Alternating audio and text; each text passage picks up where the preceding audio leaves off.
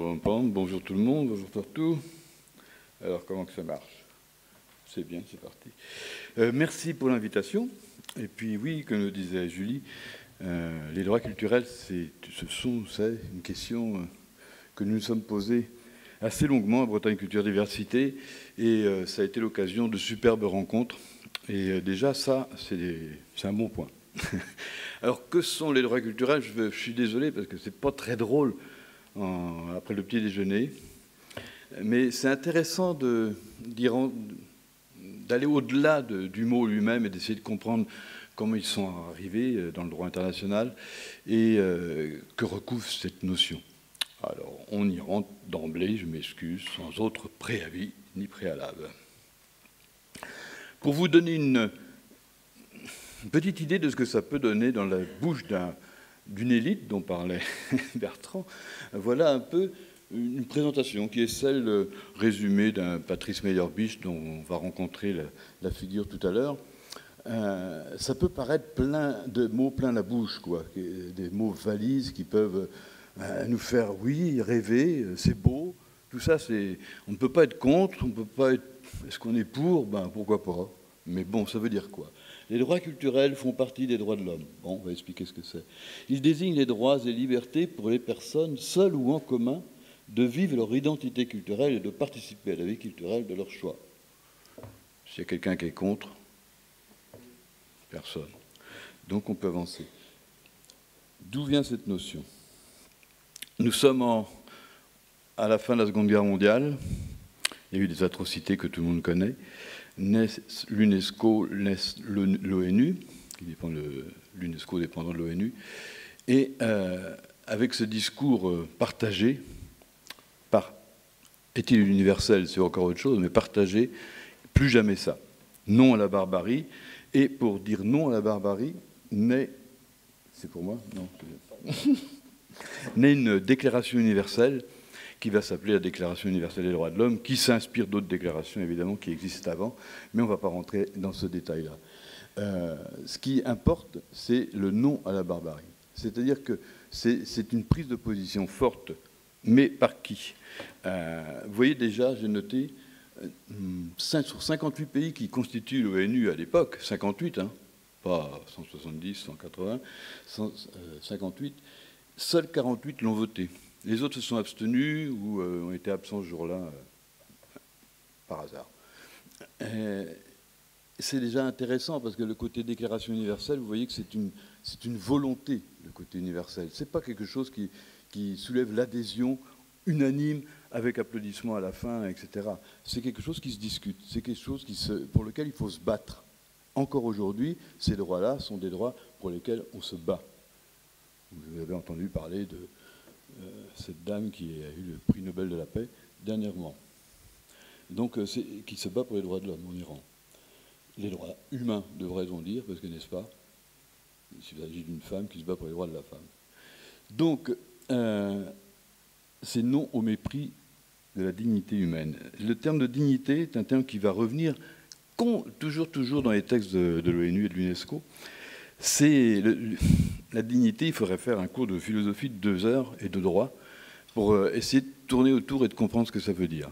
Mais la dignité humaine, c'est le trognon de l'humanité. C'est ce qui reste quand on a tout enlevé. Il reste cette dignité, c'est-à-dire qu'on ne touche pas à la dignité. C'est un absolu, c'est un théorème, c'est indiscutable, mais c'est très difficilement théorisable. C'est ce qui fait que l'humain, est humain. Premier article où on cite les droits culturels. Donc nous sommes dans la DUDH, pour les initiés, Déclaration universelle des droits de l'homme. Dans cet article-là, 22, on le cite très rapidement. Toute personne en tant que membre de la société a le droit à la sécurité sociale. Elle est fondée à obtenir la satisfaction des droits économiques, sociaux et culturels. Voilà, on n'en dira pas plus, et vous voyez tout de suite après, indispensable à sa dignité. On ne dit pas plus là, mais l'article suivant, pas l'article suivant, mais l'article 27, va préciser un petit peu, et on va vivre, là on est en 1948, quand la Convention est adoptée à Paris, on est en 1948, et cette déclaration dit à l'article 27, toute personne, on va revenir sur ce terme-là, Parce que là, c'est pour ça que c'est intéressant de se pencher un petit peu sur ce que c'est que cette déclaration et c'est le sens des mots. Qu'est-ce que c'est que personne? Pourquoi on emploie personne, pas individu, pas collectivité, pas groupe, etc. C'est tout ça, le droit, ça fourmille de pièges comme ça.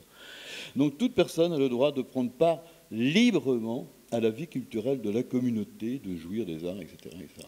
Ce terme de prendre part librement à la vie culturelle va résumer, pendant de 1948 à 1966, va résumer ce que sont pour l'ONU les droits culturels. C'est-à-dire que c'est très peu. Vous allez voir, ça s'étale sur le temps, dans le temps. La déclaration, elle est de 1948. En 1966, on va avoir des pactes internationaux qui précisent un petit peu cette notion. Il faut attendre 2003, 2001, 2003, je ne sais plus, on va voir, la Déclaration universelle sur la diversité culturelle pour pouvoir préciser ces termes-là. Donc, vous voyez, on est sur un temps long où il ne se passe pas rien, il se passe moult discussions en couloir. On ne va pas résumer ici parce que c'est trop long. Et donc, bien retenir que cette déclaration, c'est un idéal à atteindre, auquel on peut participer, qu'on peut partager, on peut être d'accord avec cette déclaration-là. Il y a ne pas oublier qu'il y a des pays dans le monde qui ne sont pas d'accord du tout avec ça. Quand on va parler de minorité culturelle, on ne va pas donner des noms, mais prenez des exemples, les Ouïghours et autres. Voilà, enfin bref, c'est pas simple partout dans le monde, loin de là. Il y a encore des pays qui résistent à cette notion-là. Qui ne sont pas, c'est pas qu'ils résistent d'ailleurs, c'est qu'ils ne partagent pas cette opinion-là. C'est important de le dire. Pour les auteurs, par contre, cette déclaration, tous les articles, il n'y a pas un article plus important l'un que l'autre. Ils sont indivisibles, ils dépendent tous les uns des autres et ils sont inaliénables. Mais ce qu'il faut retenir d'une déclaration universelle, c'est qu'elle n'est pas contraignante. Ça veut dire qu'un État qui la ratifie, qui la signe, il est contraint en rien, sauf de s'y référer. Donc c'est pour ça que dans le droit français, vous allez voir en référence à la Déclaration des droits de l'homme. Mais ça ne contraint pas. Ce n'est pas une loi, c'est une déclaration. Tout ça, c'est important, parce que dans votre débat, dans le débat qui va être dans la salle sur le droit linguistique, par exemple, le droit à parler sa propre langue, etc., c'est pas écrit comme ça dans la déclaration. On va y venir. Alors là, on arrive...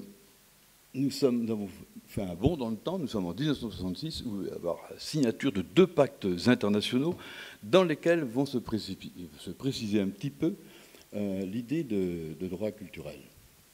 Pourquoi 2 pactes internationaux? Simplement parce qu'il y a deux blocs politiques, la guerre froide à l'époque, l'URSS d'un côté, les États-Unis de l'autre, et derrière ces 2 groupes-là, ils ne défendaient pas les mêmes droits. C'est compliqué, hein, mais voilà. Donc, le PIDES que vous voyez ici, c'est le pacte international relatif aux droits économiques, sociaux et culturels. On se dit, tiens, c'est là qu'on va trouver quelque chose de clair sur ce que sont les droits culturels. Et on trouve à l'article 13, les États partis au présent reconnaissent le droit de toute personne à l'éducation. En fait, on met en avant, j'allais dire l'UNESCO, mais le droit à l'éducation comme moyen, le moyen pour l'épanouissement de la personne humaine. Je vais un peu vite parce que sinon on ne va pas y arriver. Et à l'article 15, on trouve ce droit, tout à l'heure c'était le droit de prendre part à la vie culturelle dans l'article 27 du droit, et là, de la déclaration, et là on trouve le droit de participer à la vie culturelle. Il n'y a pas encore de son choix. C'est subtil, mais ça veut dire que dans les couloirs de l'ONU et de l'UNESCO, ça débat énormément, il y a des conflits partout, et les textes internationaux sont que le consensus qu'ils ont pu trouver pour voter ensemble, voire quand les autres s'abstiennent, pour dire qu'il y a unanimité. Donc là, les États partis au présent pacte reconnaissent à chacun le droit de participer à la vie culturelle. Sans que ce soit plus explicité que ça, il va falloir attendre plus tard pour avoir une explication. Le droit de participer à la vie culturelle, ce pacte-là est ratifié par la France en 1980. Vous voyez, il faut quand même du temps, hein, 66, 1980. Arrive l'article 27, Alors là, on est sur l'autre droit, l'autre pacte, pardon, excusez-moi, pacte international portant sur les droits civils et politiques. C'était le pacte porté par le bloc soviétique. Je dis ça comme ça pour rigoler. C'est la vérité. Dans les États, par contre, l'article 27 va vous intéresser. Dans les États où il existe des minorités ethniques, religieuses ou linguistiques, les personnes appartenant à ces minorités ne peuvent être privées du droit d'avoir en commun avec les autres membres de leur groupe leur propre vie culturelle, de professer, de pratiquer, etc. Voilà. Minorités ethniques, etc. Vous n'allez pas être surpris. La France a ratifié en 1980 ce pacte, à l'exception d'une réserve sur l'article 27. Au moins, on ne peut pas dire il y a un fil rouge conducteur. Arrivons, je m'excuse d'avancer à grands pas, mais je crois que le temps est compté, donc on y va. On arrive en 2001, et pour moi, là, c'est le pas le plus important où on va trouver une définition un peu plus claire de ce que peut recouvrir la notion de droit culturel, et c'est en lien avec la reconnaissance de la diversité culturelle. La diversité culturelle, ça a toujours été un caillou dans les chaussures des politiques. Comment gérer cette diversité culturelle? Ça a été vu comme un frein. Or, grâce à ce texte, cette déclaration de 2001, de frein, ça va devenir, c'est transformé dans le jargon, si on peut dire politique, dans les éléments de conversation, ça va être transformé en une source de développement. Et là, c'est vraiment intéressant.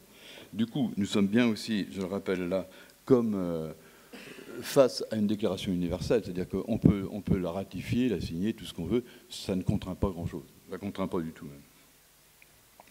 Que dit par contre cette déclaration? Alors, elle dit d'abord, là aussi on voit que, quand je vous dis, c'est pas le côté universel, bon, c'est surtout un principe éthique. Et là, c'est dit haut et fort, la défense de la diversité culturelle est un impératif éthique. Et ça, c'était repris par le directeur de l'UNESCO à l'époque, en exergue de ce petit livre là que je vous ai montré, principe éthique, un impératif éthique, c'est-à-dire que ça nous oblige, mais moralement, j'allais dire. C'est pas une question de droit et de loi qui s'applique. C'est un droit, c'est une obligation morale pour eux. Un impératif éthique inséparable du respect de la dignité de la personne humaine. Je n'ai pas le temps de vous parler de la dignité, mais vous voyez qu'elle arrive tout le temps. C'est bien le respect de l'humain, de ce qui fonde l'humanité. On nous demande en fait de ne pas nous entretuer. Les droits culturels, article 5, sont partie intégrante des droits de l'homme. Bon, donc on est en cohérence. Et on les définit de la façon suivante. Toute personne, alors on définit d'abord en fonction des articles qu'on a vus tout à l'heure, ils sont définis à l'article 27 de la DUDH, on les a lus, aux articles 13 et 15 du pacte international relatif aux droits économiques, sociaux et culturels, on les a vus. Et vous voyez qu'ils ne citent pas l'article 27 parce que, de l'autre pacte, parce que c'est un caillou d'un chaussure aussi, parce que ça parle de minorité ethnique, et même à l'ONU, à l'UNESCO, c'est pas simple ce dialogue-là. Toute personne, je lis pour vous, doit ainsi pouvoir s'exprimer, créer et diffuser ses œuvres, et là, dans la langue de son choix. On va retrouver participer à la vie culturelle, mais avec le terme de son choix. C'est une évolution majeure, c'est-à-dire qu'on est parti de prendre part à la vie culturelle. C'était une réponse à une loi nazie qui interdisait aux juifs de rentrer dans un théâtre, etc., etc. Donc là c'était pour dire non en 1948, toute personne a le droit de participer, de prendre part. En 1966, c'est participer à la vie culturelle. En 2001, nous sommes en 2001, c'est participer à la vie culturelle de son choix. Donc là, le côté, même en France, même avec une culture dont on va voir la définition tout à l'heure, mais même si c'est les beaux-arts, etc., si j'estime moi que ce n'est pas de mon choix, déjà là, il y a une façon avec laquelle, enfin, des mots avec lesquels je peux jouer, des droits avec lesquels je peux jouer. Si on lit toute la définition, toute personne a droit à une éducation et une formation de qualité qui respecte pleinement son identité culturelle. Voyez là une notion très importante qui entre au sein du droit international, la notion d'identité culturelle qui n'était pas bien présente avant, jusque j'en suis. qui respecte donc son identité culturelle, toute personne doit pouvoir participer à la vie culturelle de son choix et exercer ses propres pratiques culturelles dans les limites qu'impose le respect des droits de l'homme. C'est-à-dire que si vos pratiques culturelles, c'est d'égorger le voisin, ça, c'est pas pris en compte. Mais comme vous êtes des gens respectables, ça ne marche. Voilà. Donc, pour moi, quand je me réfère, en tout cas, au droit culturel, je me réfère toujours à ça, à cet article-là. Ce n'est pas parce que j'ignore que d'autres personnes ont réfléchi, mais vous avez tous entendu parler certainement de la Convention de Fribourg, la déclaration de Fribourg, qui émane d'experts. Ah non, je suis pendu là, pardon. C'est quoi ça? 2005, ah oui, la Convention. La Convention sur la diversité culturelle, ça c'est un texte un peu plus contraignant, qui a été initié d'ailleurs pratiquement par la France, mais c'était l'époque où on discutait du cinéma et puis de l'exception culturelle française, etc. etc. Donc c'est dans ce cadre-là que cette convention est née. Et elle est importante quand même, parce que c'est elle qui fait, dans les lois dont on vous dit « Ah, maintenant la notion de droit culturel est dans le droit français, la loi NOTRe, la loi CAP, etc., dont on va voir rapidement un peu. » Eh bien, dans ces droits-là, c'est cette convention-là à laquelle on fait référence. On ne fait pas référence à la déclaration. Mais... et aussi, il y a des éléments de langage que vous voyez apparaître à l'article 3, par exemple. Principe de l'égale dignité et du respect de toutes les cultures. Ça, vous en avez entendu parler. Ceux qui suivent les activités culturelles en Bretagne depuis quelque temps, on nous a bien dit tout ça. Égale dignité des cultures, etc. etc. C'est là que ça s'origine, dans cette convention de 2005. Je passe rapidement pour vous parler rapidement aussi de l'Observatoire de la diversité et des droits culturels de Fribourg. Sans doute que ceux qui sont un petit peu familiers avec la notion de droit culturel en ont entendu parler. Fribourg, donc c'est un collège d'experts international sur le sens des droits culturels, qu'est-ce que c'est, et ils font tout un travail, des séminaires pour savoir ce que peuvent recouvrir cette notion-là, qui est très épars dans les textes. Donc ils les ont rassemblés. Ils sont reconnus, hein, cet observatoire est reconnu, toujours... on fait appel à eux, à l'UNESCO, à l'UNU, à l'Europe, etc. Mais la déclaration de Fribourg, qu'on va revoir rapidement, en 2007, n'est pas un organe juridique. C'est juste un outil de référence dans lequel il est intéressant de se plonger aussi, parce que là, il y a, non pas pour voir les réponses qu'ils apportent, mais peut-être les questions auxquelles ils tentent de répondre. C'est plus intéressant dans ce sens-là, parce que, vous allez voir, ils soulèvent des questions très intéressantes, mais qui ne font pas... Ils ont appelé ça déclaration, mais c'est une déclaration citoyenne, quoi. Il ne faut pas confondre, ce n'est pas une déclaration d'ordre juridique international. Ça n'enlève pas son intérêt. Les droits culturels, une définition. Alors, c'est intéressant parce qu'au-delà de droit de participer à la vie culturelle, droit à l'éducation, droit à la formation, etc., qu'on a vu tout à l'heure, là, ils essaient de le déclarer un petit peu autrement, de le décliner un petit peu autrement.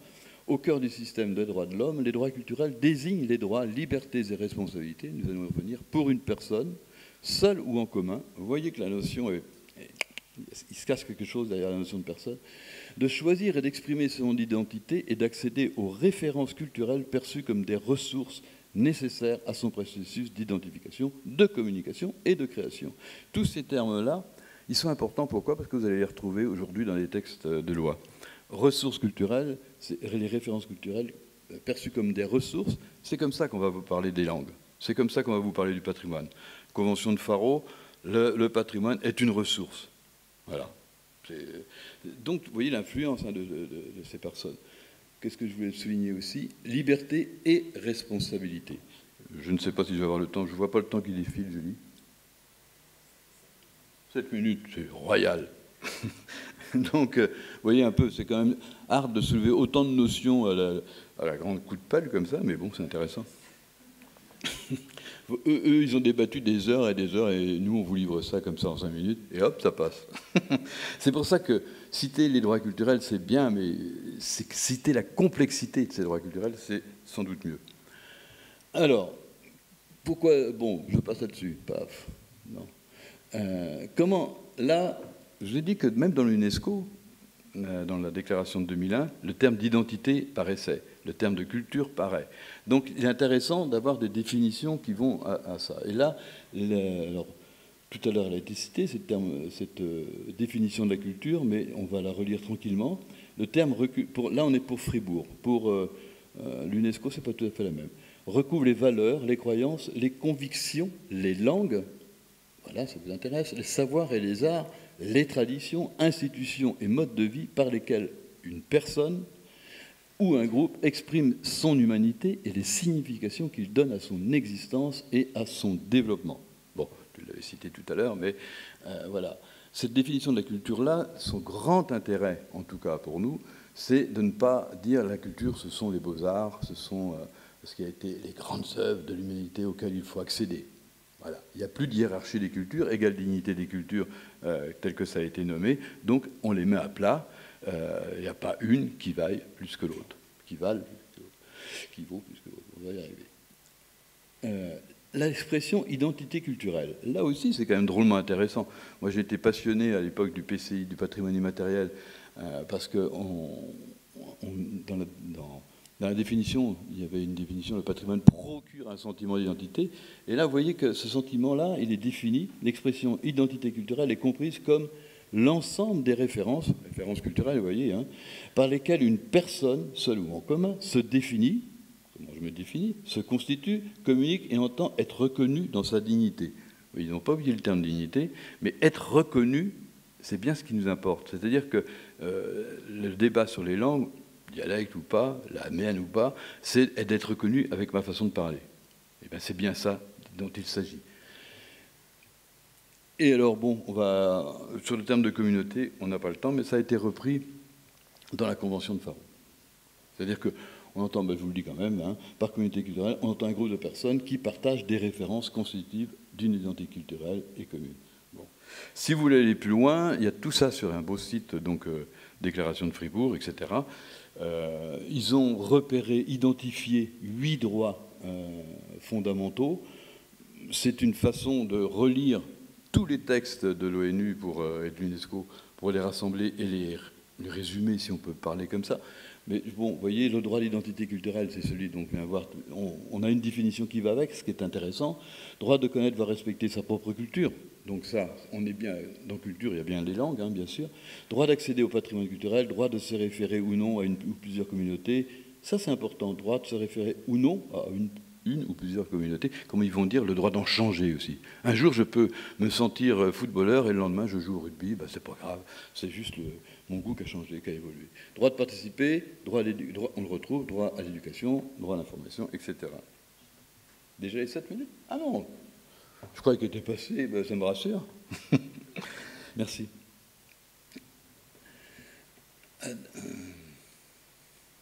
Il y a une... Alors, je voulais vous montrer ça, puisque j'ai un peu de temps. Droit de se référer ou non à plusieurs communautés culturelles, c'est pas ça, droit de participer. Droit de participer, je ne sais plus ce que je veux dire. Ah si, le point 3, droit d'accéder au patrimoine culturel, vous allez voir que ça, c'est très repris en ce moment. Tout le monde doit avoir accès aux ressources culturelles, etc., etc. Ce qui est très bien, évidemment. En 2009, on essaye de définir une autre notion qui est celle de la participation. Alors là, c'est pareil. Parce que maintenant, comme l'a dit Bertrand, on va pas, c'est pas les élites qui vont nous dire ce qu'il faut faire, c'est que tout le monde doit participer. Mais ça veut dire quoi participer? C'est un grand mystère. Ça va de la simple consultation à l'enquête sur le marché où tout le monde a son droit de parole. Mais qu'est-ce qu'on en fait? Comment on gère tout ça? Ça, c'est pas... Pour l'instant, on est beaucoup dans la déclaration d'intention sans nous dire vraiment ce qu'on pourrait... Il y a eu des travaux universitaires là-dessus, mais Joël Zask, par exemple, c'est la plus pointue, je pense, à ce niveau-là, Z-A-S-K, qui va essayer de définir ce que peut recouvrir le terme de participation. Mais même donc à l'UNESCO, là, ça reste, à mon avis, assez flou. La participation recouvre en particulier le droit de chacun, c'est un droit là, d'agir librement, de choisir sa propre identité, de s'identifier ou non à une plusieurs communautés. Et en fait, on nous relie ce qu'on a vu tout à l'heure. Beaucoup des textes internationaux comme ça tournent en rond. Hein. C'est un peu le dictionnaire. Vous entrez par une entrée qui vous dit que marcher, c'est l'art de... Bref.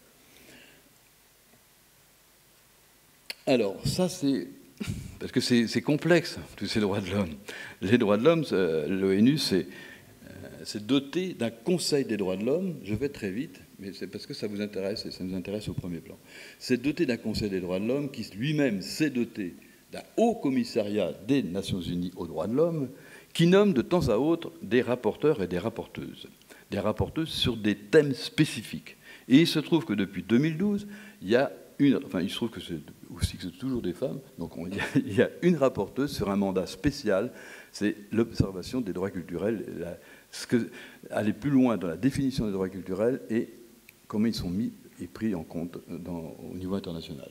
Donc depuis 2012, vous voyez là, Madame Farida Chahid, Karina Benoun et Madame aujourd'hui Alexandra Xantaki, peut-être, je ne sais pas si ça se prononce comme ça. En tout cas, c'est très très très intéressant d'aller sur ce site-là, au commissariat aux droits culturels, aux droits de l'homme, et vous tapez rapporteur, là, spécial dans le domaine des droits culturels, et de lire leur rapport. Le dernier rapport est très intéressant, d'ailleurs, de cette Madame Alexandra Xantaki. Nous avons eu la chance, nous, mais elle n'est pas là, comme ça. La définition du mandat, c'est celle-ci. Objet du mandat, les droits culturels sont fondamentaux pour le respect de la dignité humaine, toujours cette dignité, n'est-ce pas? C'est la pierre angulaire du droit international. Dans la diversité de ses modes d'expression. Ça touche bien, je suis bien d'accord avec ce qu'a dit Bertrand ce matin, sur cette diversité des modes d'expression, les manières diverses de nous approprier la langue. Ce mandat a été créé dans le but de rendre les droits culturels plus visibles dans le système des droits humains, permettre une meilleure compréhension de la gravité de leur violation et de l'opportunité de leur réalisation pour chacun. Gravité de leur violation, en fait, s'il y a du droit international, c'est parce qu'il y a des manques. Et donc le principe de base, c'est de dire, s'il n'y a pas respect des droits culturels, eh bien, c'est la paix dans le monde qui est en jeu. Allons un peu plus loin. Je ne vais pas vous lire, ça c'était dans le texte du rapport Chahid sur réflexion sur la culture et le développement durable. À Bretagne Culture Diversité, on aime bien Madame Farida Chahid, qu'on a eu quand même l'honneur de recevoir, qui était donc la première rapporteuse, hein, et avec qui on a pu échanger. Mais ça n'a pas d'autre intérêt pour l'instant. Tac. Donc en résumé, après on va rentrer encore dans d'autres détails, mais voilà le panorama que vous avez eu sous les yeux. 48, prendre la DUDH, hein, pour parler comme tout le monde, Déclaration universelle des droits de l'homme. 48, prendre part à la vie culturelle. 66, participer à la vie culturelle. 2001, Déclaration universelle sur la diversité culturelle, participer à la vie culturelle de son choix. Je vous passe la Convention de Faro. 2007, droit culturel Fribourg, une définition plus élargie, etc. Le rapport Chahid. Les mots-clés, droit de l'homme, dignité, égale dignité, humanité, participer à la vie culturelle, toute personne a le droit de. Attention à ces mots-clés. C'est-à-dire que c'est des mots que vous allez retrouver, mais quand vous les employez, demandez-vous ce que ça veut dire. Parce que sinon, ça... Fin. Non, 2 secondes. Les 5 minutes sont passées très... Donc je passe, c'est dans la loi NOTE, la loi CAP. Tac. Tac, tac, tac, tac. Juste en conclusion, alors, ne pas se cacher qu'il y a diverses interprétations. Un texte de loi, ça s'interprète.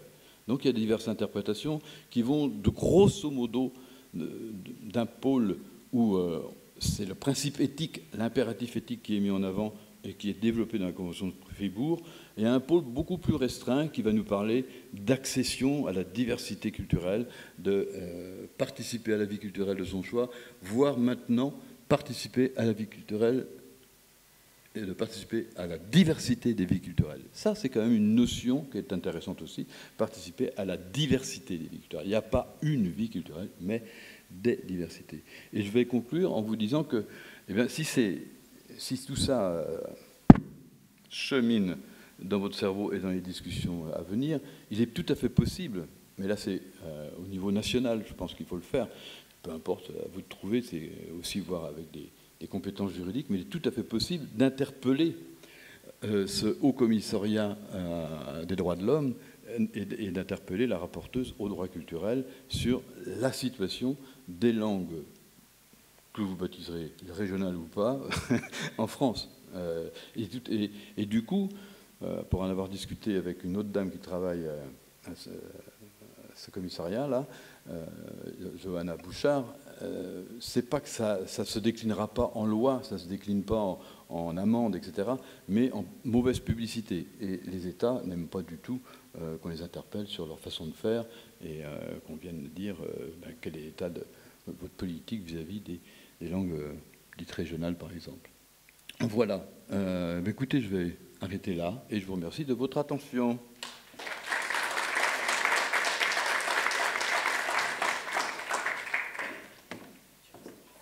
Je reste. Ah, oui. Voilà. Je ne sais pas si le micro... Oui, merci. Est-ce qu'il y a des questions? Oui. Je vous demande de vous présenter avant. Bon, on vous a déjà entendu, mais c'est pour ceux qui ne vous voient pas au cas où. Merci pour cette intervention très claire. Ah oui, pardon. Excusez-moi. Montserrat Casacuberta, élu à la ville de Rennes aux langues de Bretagne et aux politiques linguistiques. Bien. Ce que je voulais ajouter à cette intervention, c'est que dans les années 90, il y a eu quand même la déclaration de Barcelone sur les droits linguistiques qui n'a jamais été ratifiée, parce que la complexité des situations, des réalités linguistiques à travers le monde est tellement importante que l'UNESCO n'a pas pu mettre ça sur un papier. Mais cette déclaration, elle a quand même injecté après des contenus sur la déclaration des droits culturels.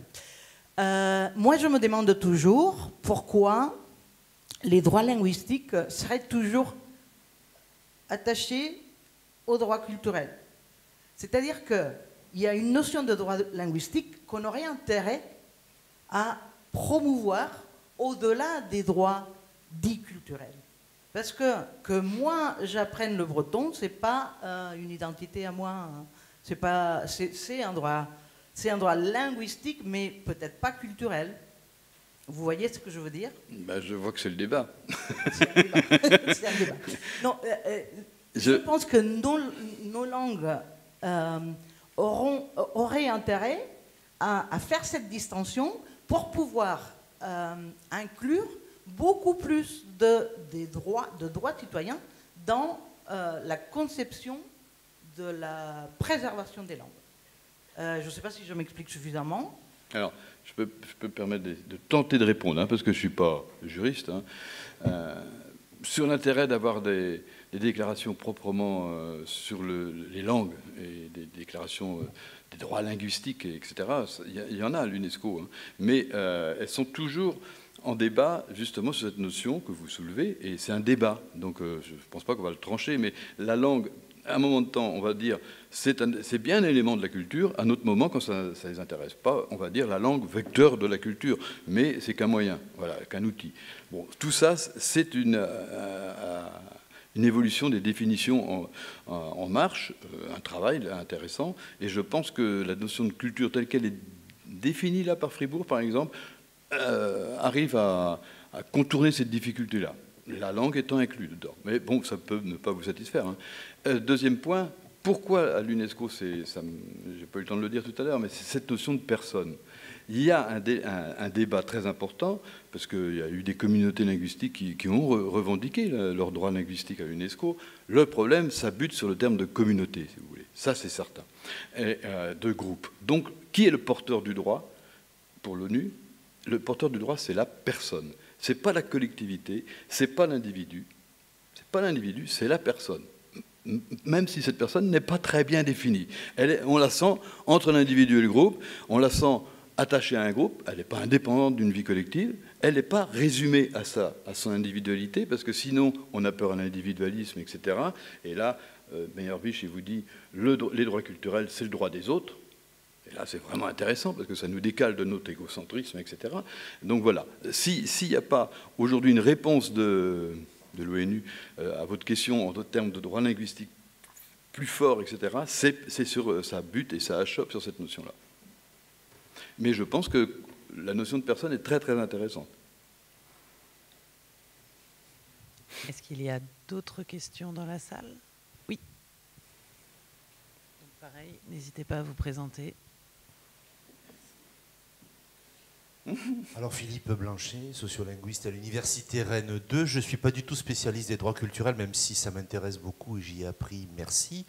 Par contre, je suis de très près la question des droits linguistiques parce que c'est ma spécialité et je peux répondre à Montserrat qu'il y a toute une série de textes de l'ONU, du Conseil de l'Europe, de l'Union européenne qui spécifient les droits linguistiques, qui interdisent, comportent atteinte aux droits linguistiques en considérant qu'il s'agit de discrimination, y compris des textes ratifiés par la France, donc qui normalement sont des lois intégrées dans le droit français, mais que la France et ses tribunaux ne respectent pas. Donc on les a, les arguments, y compris les arguments juridiques. La question, c'est que les personnes qui sont sujets de droit, effectivement pas les communautés, se mobilisent pour faire valoir leurs droits.